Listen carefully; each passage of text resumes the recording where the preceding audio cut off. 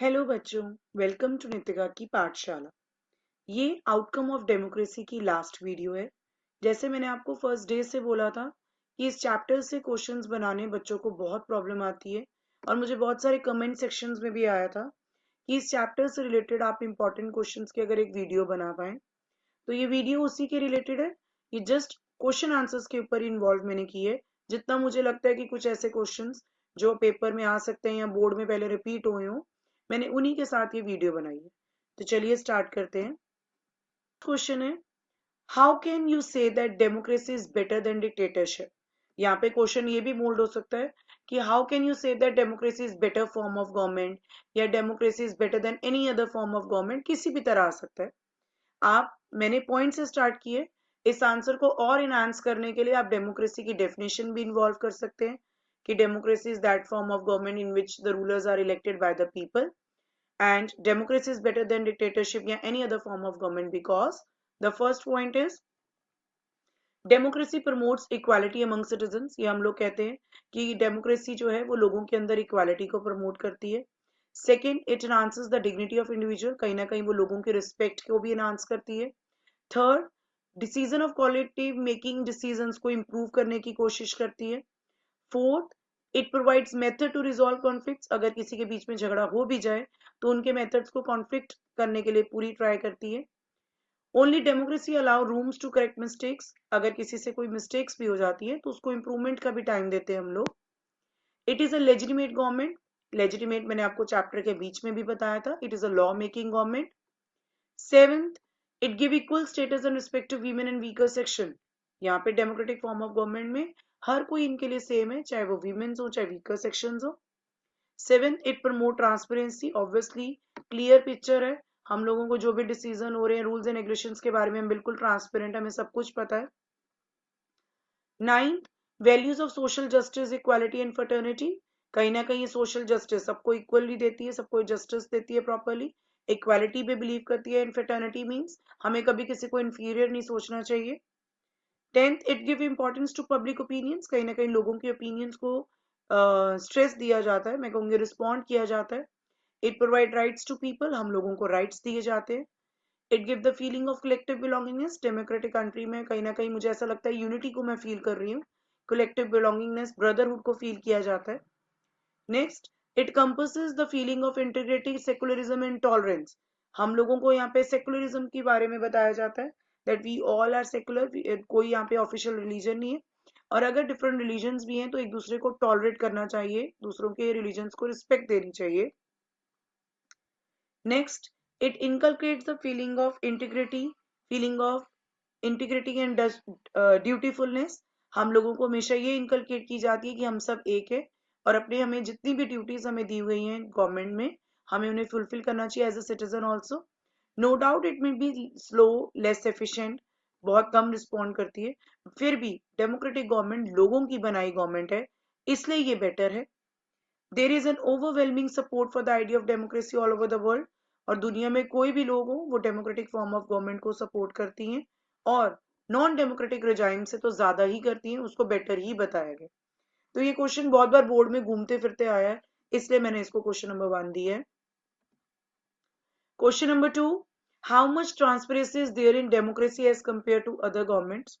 आप इसमें कुछ, मैंने वैसे तो चैप्टर के बीच में भी आपको क्लियर किया था, फिर भी मैंने पॉइंट वाइज बनाया है कि a citizen who wants to know if the decision was taken through the correct procedure can find out that, हमें अगर देखना हो कि गवर्नमेंट या पार्लियामेंट या कोई भी ऑफिसर्स भी हैं, क्या ये डिसीजन उन्होंने करेक्ट प्रोसीजर से लिया है, तो हम उसको मेजर कर सकते हैं, हम उसको चेक कर सकते हैं। he or she has the right and the means to examine the process of decision making, हमारे पास पूरा राइट है एग्जामिन करने का, तभी इसको ट्रांसपेरेंसी कहा जाता है कि बिल्कुल क्लीन चिट है, बिल्कुल वाइट पैटर्न है, हमें सब पता लग सकता है।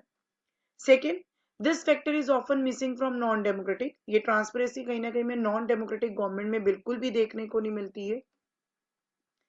Therefore, when we are trying to find out the outcomes of democracy, हम जब भी डेमोक्रेसी का रिजल्ट देखना शुरू करते हैं या डेमोक्रेसी का रिजल्ट देखने की कोशिश करते हैं, it is right to expect democracy to produce a government that follow procedure and is accountable to the people.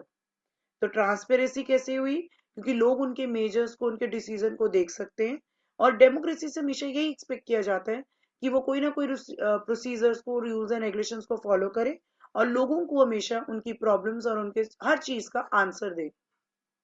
We can also expect that democratic government develop mechanism for citizens to hold the government accountable and mechanism for the citizens to take part in decision making whenever they think fit. Transparency कैसे है? क्योंकि democratic government हमेशा यही ऐसे systems को develop करती है जिससे लोगों की तरफ, सिटीजन्स की तरफ जो गवर्नमेंट है वो हमेशा अकाउंटेबल रहे, हमेशा सोल्यूशंस दे, और लोग भी हैं वो हर गवर्नमेंट के रिलेटेड कोई भी डिसीजन मेकिंग ऐसी बॉडी हो तो उसमें पार्टिसिपेट कर सके. So this is the question related to transparency. Now the third, how does democracy stand better to any form of government in promoting the dignity and freedom? इसमें आप पहले वाले के साथ कंफ्यूज मत हो जाना कि बाकी गवर्नमेंट से डेमोक्रेसी क्यों बेटर है कि ये रिस्पेक्ट और फ्रीडम देती है. आप वही कर सकते हैं कि डेमोक्रेसी बेटर है क्योंकि ये प्रमोट करती है dignity and freedom. The passion for respect and freedom are the basis. लोगों को इज्जत देना, डिग्निटी देना, फ्रीडम देना, ये हमारी डेमोक्रेटिक गवर्नमेंट का बेस है जिसको वर्ल्ड वाइड रिकॉग्नाइज किया जाता है.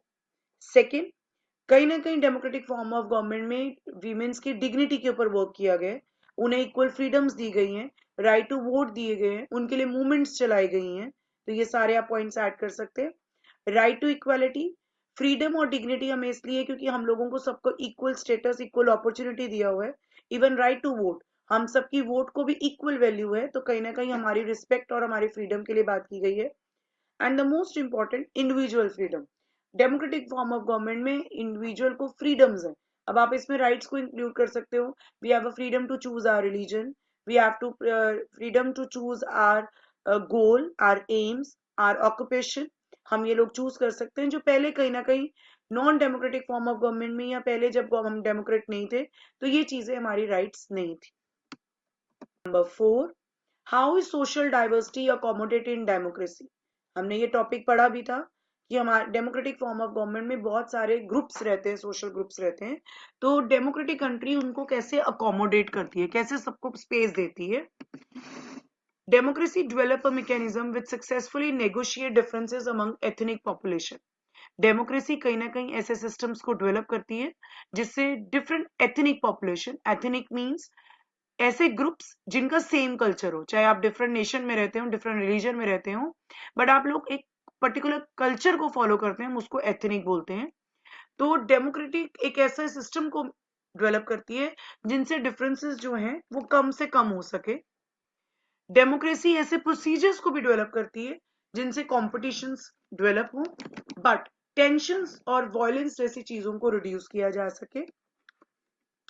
नेक्स्ट, कोई भी सोसाइटी प्रॉपरली कॉन्फ्लिक्ट्स को सॉल्व नहीं कर सकती, बट यस हम डिफरेंसेस को रिस्पेक्ट करके, उनको लर्न करके, उनको नेगोशिएट, उनको डिफरेंसेस को रिड्यूस कर सकते हैं. मैंने सारे आंसर्स बेटा आपके चैप्टर से ही बनाए हैं क्योंकि वहीं से बेस्ट बन सकते हैं. हाँ, कुछ पॉइंट्स जो मैं बीच बीच में बता रही हूँ आपको, आप एड ऑन कर सकते हैं. छोटी क्लासेस से आप पढ़ते आ रहे हैं, जैसे राइट टू वोट, इक्वालिटी वाले चैप्टर बहुत ईजी है. आपको सिर्फ आपका बेस स्ट्रांग होना चाहिए regarding the democracy. Next point, ability to handle social differences. चलो सोसाइटी में अगर डिफरेंसेस आ भी गए, डिविजन आ गए, कॉन्फ्लिक्ट्स आ गए, तो गवर्नमेंट ऐसी होनी चाहिए जिसको वो प्रॉपरली हैंडल कर सके. आप बेल्जियम का एग्जांपल दे सकते हैं कि बेल्जियम ने किस तरह प्रॉपरली सारे सोशल डिविजन्स को अकोमोडेट किया था जिससे प्रॉब्लम्स नहीं हुई. जैसे श्रीलंका में सिविल वॉर हो गई, बेल्जियम ने अपनी टेंशंस को अकोमोडेट करके ही रिड्यूस किया था. Question number 5, how is democracy accountable, responsible to the individual and expectation of the citizen. यहाँ दो चीजें पूछ ली गई है. आपका फर्स्ट टॉपिक है ना अकाउंटेबल और रिस्पॉन्सिव, तो डेमोक्रेसी अकाउंटेबल और रिस्पॉन्सिव दोनों होनी चाहिए. कैसे? एक डेमोक्रेटिक गवर्नमेंट में people has a right to choose the representatives, हमारे पास पूरा राइट है, और हमारा राइट भी है उनके ऊपर कंट्रोल करना. अगर आप वो काम नहीं करेंगे मैं नेक्स्ट इलेक्शन में उन्हें वोट ही नहीं दूंगी. Next, citizen have the right to participate in decision making. हम हर डिसीजन मेकिंग में पार्टिसिपेट कर सकते हैं जो हमें इफेक्ट करते हो.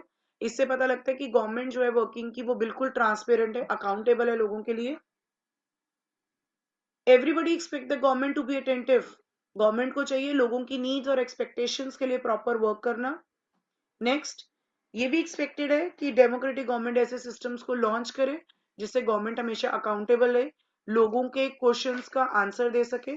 इवन ऑपोजिशन पार्टीज भी अगर कोई क्वेश्चंस करती है, उन्हें क्रिटिसाइज करती है, तो रूलिंग पार्टी उनको चेक करके और ये देखे कि कोई अपनी पावर्स को मिस यूज ना कर रहा हो, अनलिमिटेड में ना जा सके, अपने बाउंड्री के अंदर रहकर ही अपना कोई काम कर सके, तो government is accountable and responsive to the citizen. Question number 6, democracy is seen to be good in principle but felt to be not good in practices।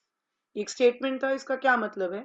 हाँ, डेमोक्रेटिक जो है वो अपनी एम्स में और प्रिंसिपल में बहुत बढ़िया लगती है, बट रियलिटी में, प्रैक्टिस में मुझे लगता है कि वो इतने कामयाब नहीं है। क्यों? बिकॉज जो भी डेमोक्रेटिक गवर्नमेंट में डिसीजंस लिए जाते हैं वो बहुत ज्यादा टाइम लगाते हैं। कई बार हमें ऐसा लगता है टायरानी ऑफ द मेजोरिटी मींस जो मेन रूलर्स है मेजोरिटी के, जो मेजोरिटी ग्रुप्स के रूलर्स हैं, लीडर्स हैं, वो कहीं ना कहीं मिनॉरिटी लोगों की विल्स, मिनॉरिटी लोगों की इच्छाओं को ओवरराइड कर जाती है, इग्नोर ही कर जाते हैं वो लोग। Next, corruption and direct tapism, ये तो हम कैसे बोल सकते हैं? हमारे जो अपर क्लासेस हैं, जो बहुत एक्सट्रीम अपर क्लासेस हैं, जो रिचर अपर सेक्शंस हैं, या करप्शन है, कहीं ना कहीं हमें लगता है डेमोक्रेटिक कंट्री में वो भी डोमिनेट करते हैं। And illiterate and uninformed electorates fail to give itself a legitimate and accountable government। जो illiterate इंसान हो या जिसको ज्यादातर अनइन्फॉर्म्ड हो, इंफॉर्मेशन ही ना लीडर्स की पॉलिसीज के बारे में, गवर्नमेंट की पॉलिसीज के बारे में, वो भी एक best law making body government बनाने के लिए फेल्ड ही रहेगा। The role of charismatic leaders and dynastic politics dominates political culture. और कहीं ना कहीं हमें ऐसा लग रहा है कुछ ऐसे पॉपुलर लीडर्स या कुछ ऐसी डायनेस्टिक पॉलिटिक्स जो एक ही फैमिली से बिलोंग करते चलते आ रहे हैं, वो भी कहीं ना कहीं पॉलिटिकल कल्चर को डोमिनेट कर रहे हैं। हाँ, तो एम्स वाइज डेमोक्रेटिक बहुत अच्छी लगती है, बट कहीं ना कहीं प्रैक्टिस में वो फेल्ड हो रही है कहीं पॉइंट पे। Question number 7, how is democratic government a legitimate government? Last important question. Democratic government एक लॉ मेकिंग गवर्नमेंट है, नो डाउट ये स्लो है, लेस एफिशिएंट है, हमेशा लोगों को रिस्पॉन्ड या क्लीन नहीं करता, बट डेमोक्रेटिक एक लोगों की अपनी बनाई गवर्नमेंट है। लोग इसको वर्ल्ड वाइड सपोर्ट करते हैं as comparison to other forms of government. लोगों को लगता है उन्हें वही रूल्ड करे जिनको उन्होंने चुना है, and they also believe that कि हर कंट्री के लिए democratic form of government best है, क्योंकि डेमोक्रेसी को कहीं ना कहीं लोगों का ही सपोर्ट मिला है, और इस आउटकम को हम कभी भी इग्नोर नहीं कर सकते। डेमोक्रेटिक गवर्नमेंट लेजिटिमेट गवर्नमेंट क्यों है? पहली चीज तो ये law making rules and regulations को फॉलो करती है। सेकंड, लोगों के लिए तरफ अकाउंटेबल है। थर्ड, ऐसे मैकेनिज्म, ऐसे सिस्टम्स को डेवलप करती है जिससे लोग भी डिसीजन मेकिंग बॉडी में पार्टिसिपेट कर सके। एंड द मोस्ट इंपॉर्टेंट, अगर आप डेमोक्रेसी को मेजर करना चाहो, उसका आउटकम निकालना चाहो, तो आप देख सकते हो कि कैसे फ्री एंड फेयर इलेक्शंस होते हैं, ओपन पब्लिक डिबेट्स होती हैं, या पब्लिक पॉलिसीज की जाती हैं। तो कहीं ना कहीं मुझे लगता है कि डेमोक्रेटिक गवर्नमेंट जो है वो लॉ के अंदर रहते रहते ही सिर्फ काम करती है, लॉ के बाहर रहकर वो काम नहीं कर सकती है। अगर वो लॉ के बाहर रहेगी तो मुझे वो non democratic form of government ही दिखे। तो पूरे चैप्टर्स में से बेटा मुझे जो इंपॉर्टेंट चीजें लगी वो मैंने सारा क्लक्स करके आपको दिखा दिए। अगर इसके अलावा भी आपको चीजें अच्छी लगी थी, वो वीडियोस में मैंने इंकलकेट की, अगर जो कुछ क्वेश्चंस में नहीं आ पाएगा, वैसे तो मुझे लगता है मैंने सब कुछ ही इन्वॉल्व कर दिए। और लास्टली बट नॉट लीस्ट, अगर आपको मेरी वीडियोस बहुत अच्छी लग रही हैं और आप चाहते हैं मैं रोज आपके लिए न्यू वीडियोस लाऊं जिससे आपकी बोर्ड्स एग्जाम्स में हेल्प हो सके, प्री बोर्ड्स में हेल्प हो सके, तो please like my videos, share my videos, and most importantly please increase my subscribers बेटा। बहुत ज्यादा आउटपुट कर रही हूँ आप लोगों के लिए, तो आप तरफ से सिर्फ यही रिक्वेस्ट है कि आप जितना हो सके मेरे सब्सक्राइबर्स बढ़ाते रहिए। थैंक यू बेटा, बाय बाय।